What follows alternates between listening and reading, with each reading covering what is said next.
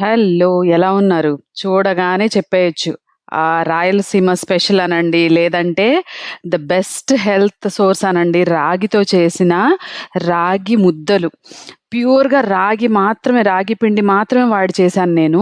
ఇది నా ఫ్రెండ్ నేర్పించారనమాట. "వినోద, ఈ క్రెడిట్ అంతా మీకే." సో, మా ఇంటికొచ్చి ఒకసారి ఉన్నప్పుడు తను చేసి చూపించారు నాకు. వాళ్ళు అథెంటిక్‌గా ఎట్లా చేసుకుంటారు, ఏ కాంబినేషన్స్‌తో తింటారు అని చెప్పి కూడా చూపించారనమాట. సో, నేనేం చేశానంటే ఇవాళ మళ్ళీ దాన్ని ప్రిపేర్ చేశాను. చాలా సింపుల్‌గా చేసుకోవచ్చు. అసలు టైం పట్టదు.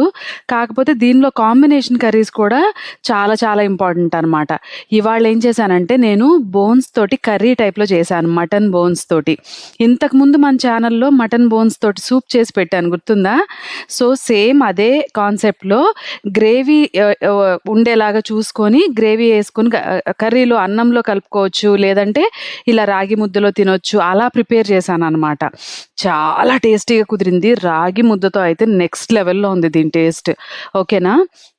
దీనికోసం ప్రాసెస్ సింపుల్ అనే చెప్పేసాను. కానీ చూపిస్తా చూడండి. చెక్క, లవంగ్, ధనియాల్ని నేను ముందు కడాయిలో వేపేసాను. సో, నాకెంతో ఫేవరెట్ అయిన కరివేపాకుని కంపల్సరీగా యాడ్ చేస్తాను. దాని టేస్ట్ న్యూట్రల్ అయిపోతుంది. ఒక రకమైన మంచి అరోమా వస్తుంది కరివేపాకు యాడ్ చేయటం వల్ల. సో, అవి కొంచెం వేగిన తర్వాత గసాలు వేసుకున్నాను ఒక స్పూన్. తర్వాత దాంట్లోనే స్టవ్ ఆఫ్ చేసేసి కొబ్బరి పొడి వేసుకున్నాను. మీ దగ్గర పచ్చి కొబ్బరి ఉంటే మరీ మంచిది. అది వేసుకొని ప్రిపేర్ చేసేసుకోవచ్చు. సో, ఇది చల్లారే లోపులో నేను కుక్కర్ పొయ్యి మీద పెట్టేసుకొని దాంట్లో ఆయిల్ యేసుకొని వేడయిన తర్వాత చెక్క, లవంగ్‌తో పాటు బే లీఫ్ వేసేసుకున్నాను. అందులోనే చక్కగా ఆనియన్స్ 2 పెద్ద ఆనియన్స్‌ని తరిగి వేసేసుకున్నాననమాట. సో, ఆనియన్స్ మగ్గేసినియి, బాగా మగ్గాలి. ట్రాన్స్‌లూసెంట్‌గా అయిన తర్వాత దాంట్లోనే అల్లం వెల్లిగడ్డ పేస్ట్ వేశాను. ఒక పచ్చిమిర్చి వేశాను. ఇక్కడ కారం అనేది మీ టేస్ట్‌ని బట్టి వేసుకోండి. ఎందుకంటే నేను కారం కొంచెం మోడరేషన్‌లో తింటాను కాబట్టి తక్కువ వేసుకున్నాను. ఎక్కువ వేసుకునే వాళ్ళు ఏం చేయొచ్చంటే ఇదే పేస్ట్‌లో ఒక 2, 3 పచ్చిమిర్చి కూడా పేస్ట్ చేసేసి వేసుకోవచ్చు. సో, కారం ఇష్టము, బాగా స్పైసీగా తింటామనే వాళ్ళు కొంచెం అలా వేసుకోండి. ఓకేనా? సో, దాంట్లో బోన్స్ యాడ్ చేశాను, మటన్ బోన్స్‌ని. ఇవి 750 గ్రామ్స్ వరకు ఉన్నాయి. దాంట్లోనే ఉప్పు, పసుపు యాడ్ చేసేసేసి శుభ్రంగా మగ్గించేశాను విత్ మిరియాల పొడి. మిరియాల పౌడర్ కూడా ఇక్కడ ఆప్షనే అన్నమాట. కారం ఎక్కువ వేసుకునే వాళ్ళు మిరియాల పొడిని కొంచెం తగ్గించి వేసుకోవచ్చు.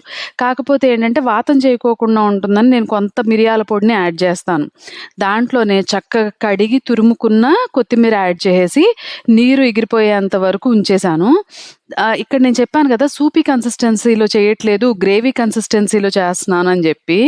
సో, మొత్తం కొంచెమే వాటర్ యాడ్ చేశా, సరిపడినన్నే. దాంట్లో కారం యాడ్ చేసి 5 విజిల్స్‌కి కుక్ చేసేసాననమాట. శుబ్బరంగా కుక్ అయిపోతుంది 5 విజిల్స్‌కే. చిక్కదనం వచ్చేస్తుంది, వాటర్ తక్కువ యాడ్ చేశాను కాబట్టి.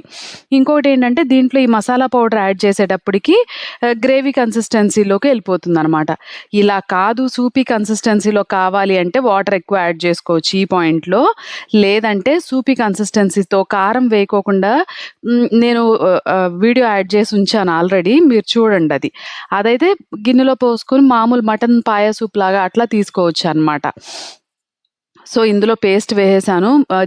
ముందు మసాలా పౌడర్స్ అవన్నీ కొట్టుకున్నాను కదా! మసాలాలవన్నీ ఆ పేస్ట్‌ని యాడ్ చేసేసాను.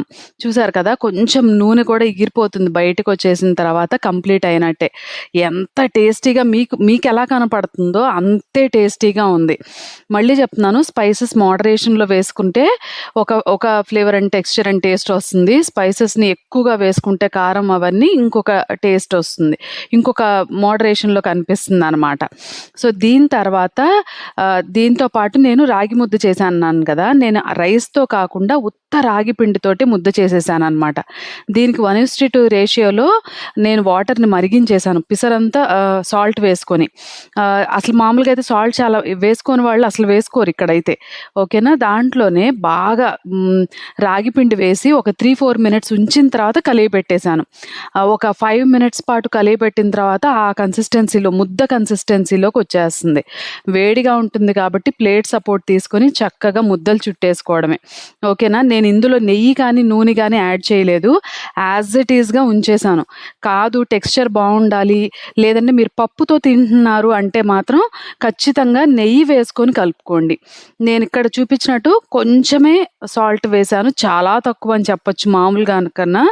దాంతోపాటు నేను నూనె కానీ నెయ్యి కానీ యాడ్ చేయలేదు. సో ఆ రాగి ముద్దను అలా తీసుకొని ఇలా ప్లేట్లో పెట్టేశాను.